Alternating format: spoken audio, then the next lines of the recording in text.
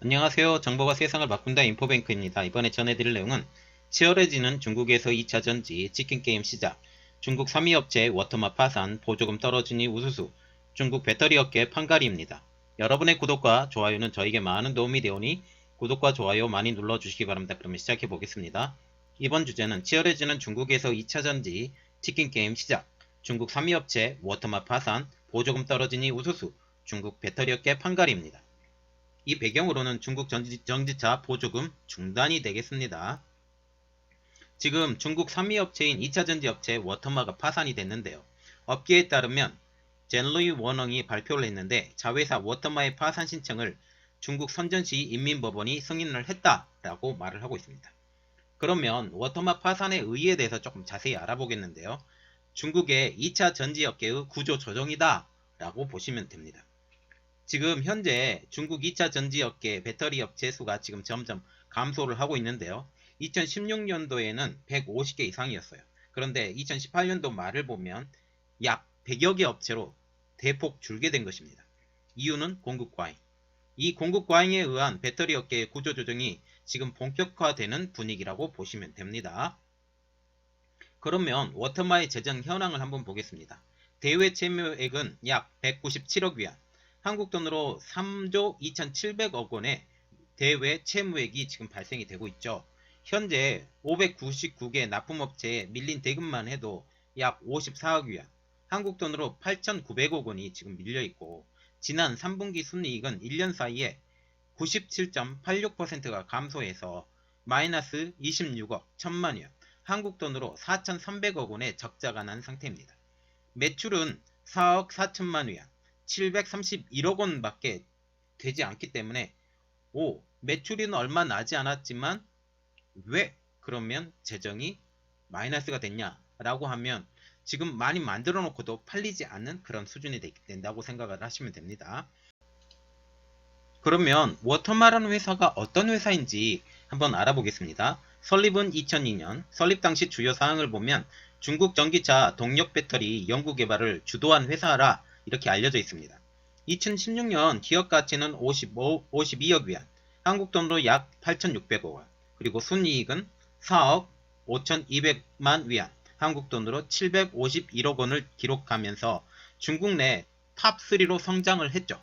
그런데 현재 상태로는 꼬그라져서 드디어 파산까지 일어난 회사라고 보시면 됩니다.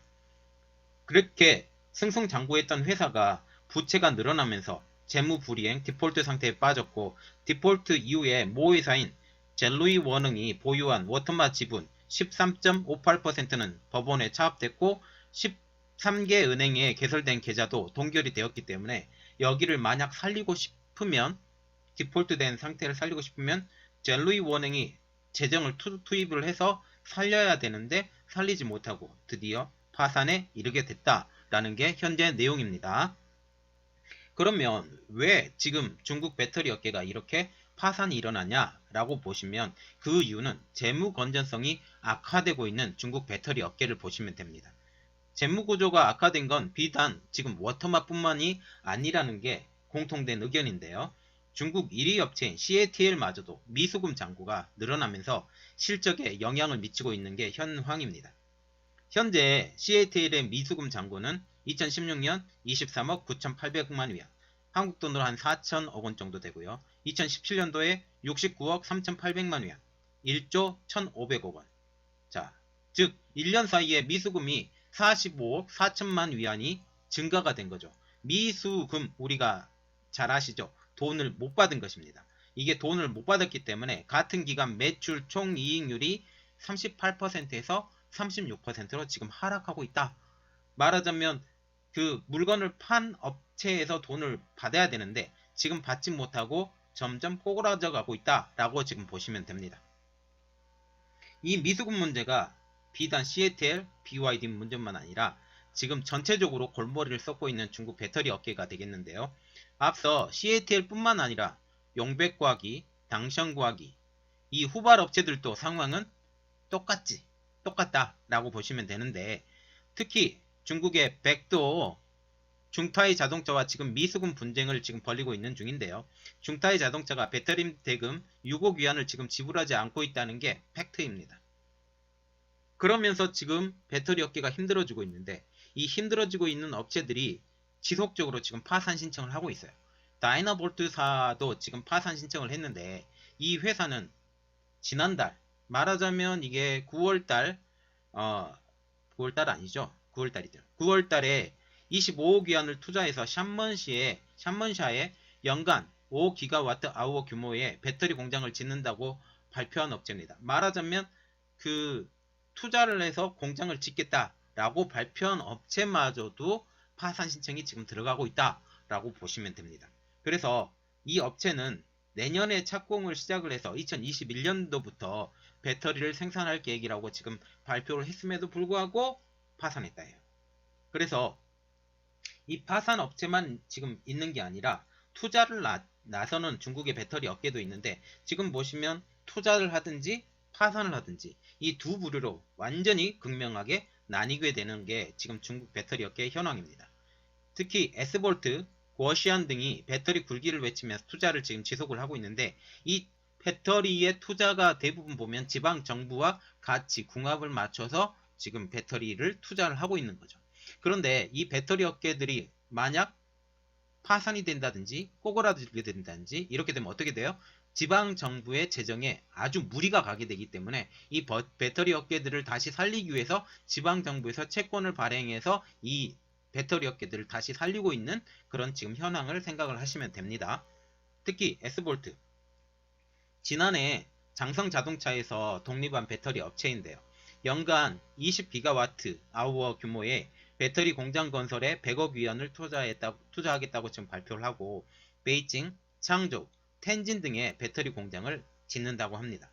유럽 시장의 공략을 위해서도 20억 유로를 따로 드릴 계획이라고 하는데 우리가 생각을 할 때 중국의 배터리의 용량이 중국을 커버하고도 넘칩니다. 한 3배 정도 넘치는데 이게 수출을 해야 되거든요.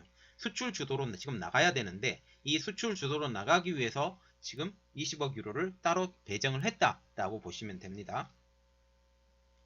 그리고 두 번째 고시안 55억 위안을 들여서 탕산시에 연간 5기가와트 와우어 규모의 배터리 공장을 건설을 하고 2020년 1분기에 착공을 해서 2021년 3분기 완공, 4분기 가동 예정 이렇게 착착착착 진행을 해 나가겠다라고 발표를 했습니다. 그럼에도 불구하고 지금 중국의 배터리 업계는 마이너스 성장을 하고 있어요. 그거에 대해서 자세히 알아보면 중국의 시장조사기관인 가오궁산업연구원이 이렇게 말을 하고 있는데 지난 1월부터 9월까지 배터리 설치 용량 기준 상위 10곳 중 7곳은 전년과 비교해서 마이너스 성장을 이루었다. 말하자면 상위 10개 업체 중에 3군데 업체만 지금 플러스 성장이 됐지 다른 곳은 다 마이너스 성장이 일어나간다. 심지어 큰 업체들까지도 이렇게 된다라고 지금 이렇게 말을 하고 있습니다. 지금 그래서 마이너스 성장을 하게 되면 어때요?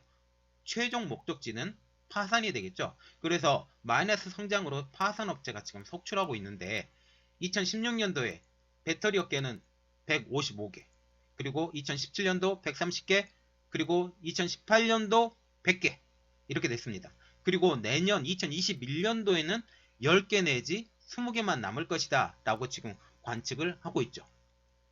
그러면 왜 중국의 배터리 업계들이 마이너스 성장을 하고 있느냐 라고 그 내용을 깊이 들어가다 보면 공급 과잉입니다. 이게 배터리도 굴기를 하기 위해서 이런 연그러지지 않은 기술을 가지고 배터리를 만드는데요. 이 배터리에 만드는 기준도 여러 가지가 있어요. 이 기준의 여러 가지 중에 지금 성능이 떨어지는 배터리들을 만들기 때문에 이 배터리 업체들이 지금 어떻게 돼요? 다 파산이 되어가고 있다. 그전에는 공급이 보조금을 받았기 때문에 저렴한 비용으로 그런 배터리 업계를 쓸 수 있지만 내년, 전해년에 넘어가면 배터리 보조금이 없어지잖아요. 이 없어짐을 통해서 경쟁력 있는 회사만 살아남을 것이다 라는 게 대부분의 전문가들의 의견입니다. 그래서 지금 보시면 중국 정부의 보조금 정책으로 공급이 늘어났어요. 그래서 이 늘어남에도 불구하고 정작 수요는 이를 따라가지 못한다. 시장조사 업체인 트랜스포드는 이렇게 말을 하고 있는데 지난해 말 중국 전기차 배터리 생산 능력 규모가 134GWh. 그런데 수요는 그의 4분의 1인 30Wh 밖에 되지 않았다라는 겁니다. 물론 올해도 전망이 좋냐? 아닙니다. 암울하죠. 트랜스포드의 분석에 의하면 올해 중국의 배터리 수요는 54GWh, 작년보다는 늘었어요. 늘었음에도 불구하고 올해 생산 능력의 예상치는 164GWh.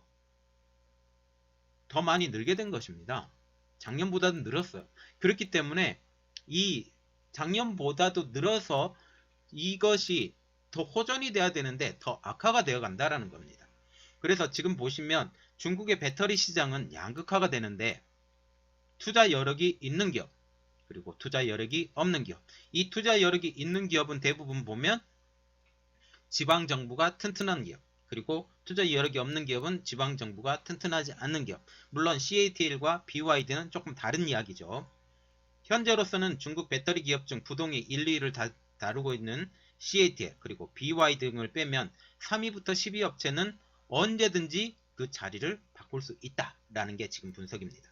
그래서 현재 CATL과 BYD의 합계 점유율은 2017년 기준 중국 배터리의 총 용량의 40%를 달한다. 말하자면 BYD, CATL 빼놓고는 나머지 파이 60%를 가지고 2017년 기준 60개 이상의 회사가 아니죠. 60개 이상의 회사가 아니죠. 98개 이상의 회사가 60%에 대해서 서로 나눠 먹기를 하고 있다라고 보시면 됩니다.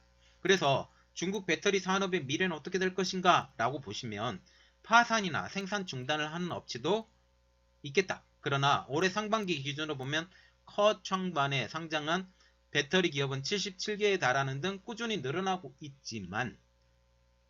있지만 어렵다라는 겁니다. 그러면 중국에서 바라보는 배터리 산업의 분석에서 한번 보면 중국의 시장조사 업체인 가오공산업연구원은 이렇게 말을 하고 있습니다.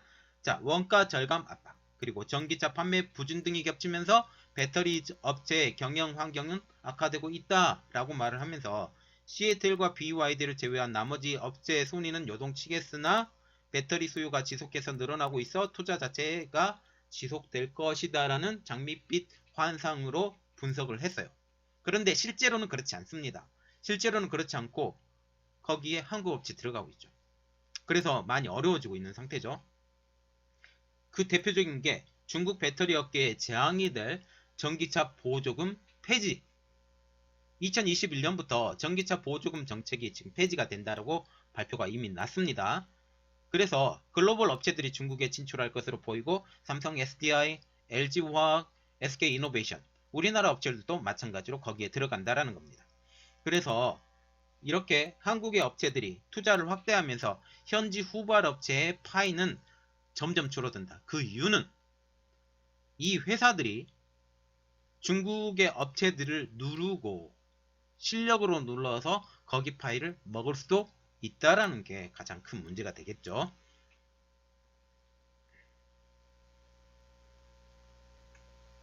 자, 보시면 지금 우리가 생각해 봐야 될 거, 중국의 전기차 보조금 때문에 지금껏 중국의 업체들이 늘어났어요.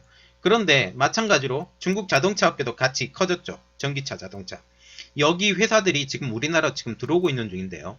우리가 생각을 해야 될 게 우리도 똑같은 방법으로 국내 전기차 배터리 시장을 그리고 국내 전기차 시장을 보호해야 되지 않을까. 우리나라 배터리를 사용하지 않으면 보조금 지급을 하지 않는다라는 것까지도 우리가 해야 되지 않을까라는 게 제 개인적인 생각인데 국가 정책은 어떻게 될지 모르겠습니다. 어쨌든 중국의 지금 보조금 정책의 폐지를 통해서 우리나라 업체들도 거기에 많이 들어가고 있는데, 또한 중국이 미국의 강력한 압박을 통해서 그 개방을 조금씩 해가고 있어요. 여기에 우리나라가 만약 중국에 들어간다면